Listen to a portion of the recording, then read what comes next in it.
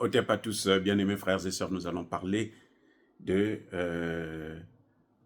du double échec du président américain Joe Biden.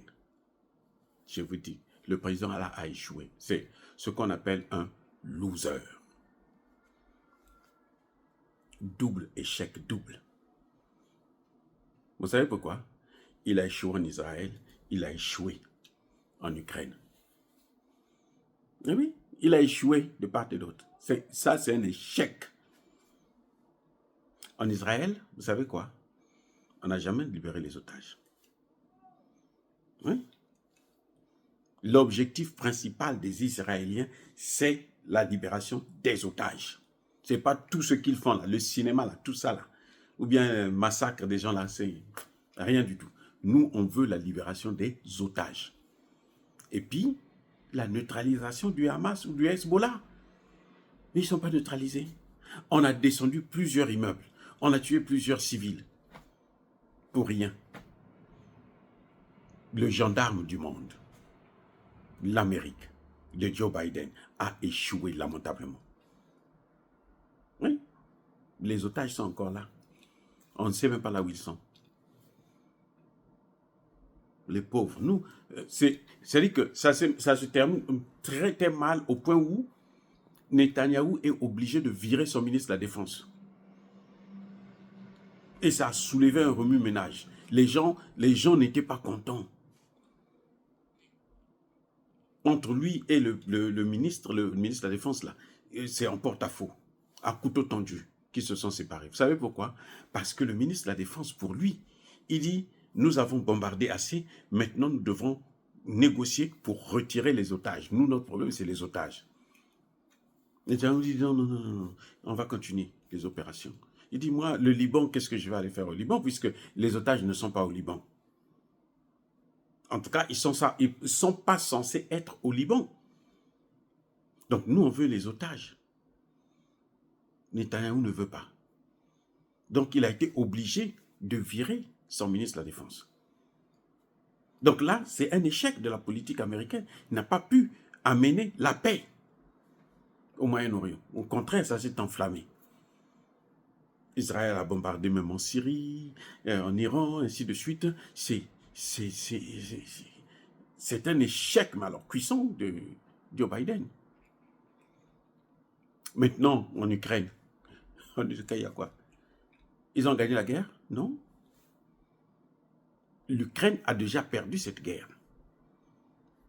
C'est d'ailleurs parce qu'ils sont désespérés qu'ils ont donné l'autorisation à l'Ukraine d'utiliser les armes américaines pour frapper en profondeur en Ukraine et en Russie. Donc, c'est un échec. L'Ukraine a déjà commencé à frapper 6 missiles à attaque MS. Les Russes ont arrêté 5. Sur 6, ils ont arrêté 5.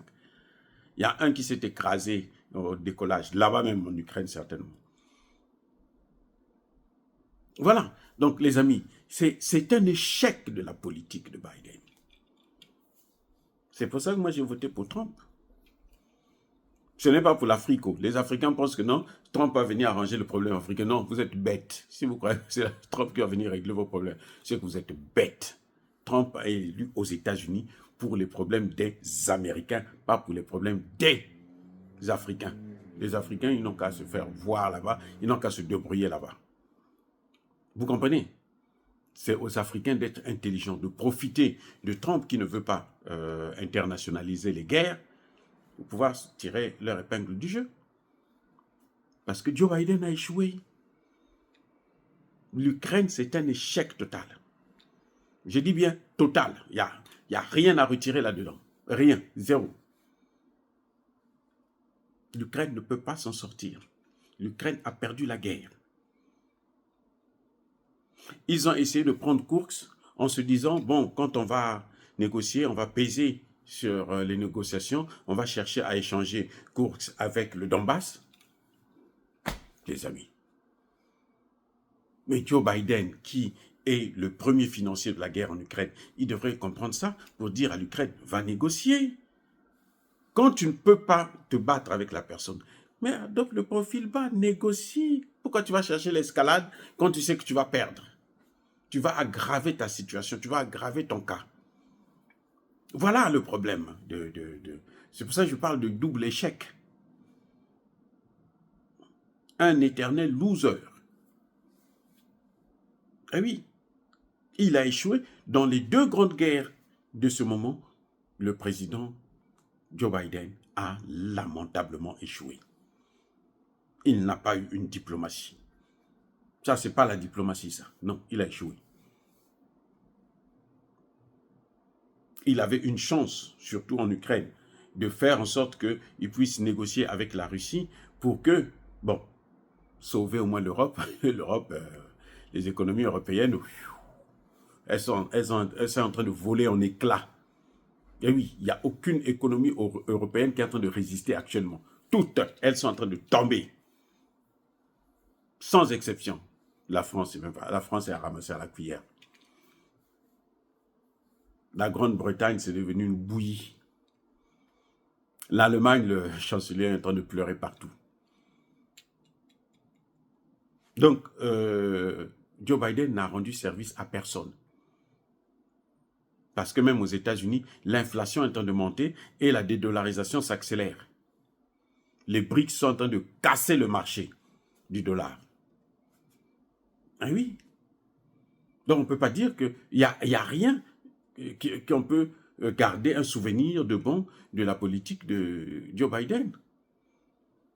Comme on pouvait dire, par exemple, Donald Trump, pendant les 4 ans qu'il a passés entre 2016 et 2020, il n'a fait aucune guerre à l'étranger. Au contraire, il est allé retirer les troupes américaines d'Afghanistan. Ils sont partis dans la honte parce qu'ils ont échoué la guerre, ils n'ont pas pu. Et après 20 ans, ils ont dépensé plus de 90 milliards de dollars pour rien. Si j'étais en fumée, mais bon, au moins, lui, il est venu, il s'est dit non, on ne va pas continuer à jeter de l'argent, revenez les enfants. Mais Donald Trump, Joe Biden, on ne voit rien, il n'y a rien qu'on peut retenir. Qu'est-ce que vous je ne sais pas, vous peut-être vous retenez quelque chose de bon qu'il a fait. Il n'a fait que faire les guerres. Et il a échoué à toutes ces guerres-là. Voilà le problème. Dire cela, c'est inciter à la haine ou à la violence. Non, Yaba, colère, veille, encore une fois de plus. Soyez bénis, soyez abondamment bénis par le Dieu des Kémites et par nos ancêtres angélisés, mais que tous ceux qui persécutent le continent africain le pillent et le déstabilisent, qu'ils soient noirs, blancs, chinois, arabes, juifs, indiens ou qui qu'ils soient punis, maudits, foudroyés, neutralisés, écrasés, effacés par le Dieu des Kémites et par nos ancêtres angélisés. Vive l'Afrique éternelle, j'ai dit et j'assume.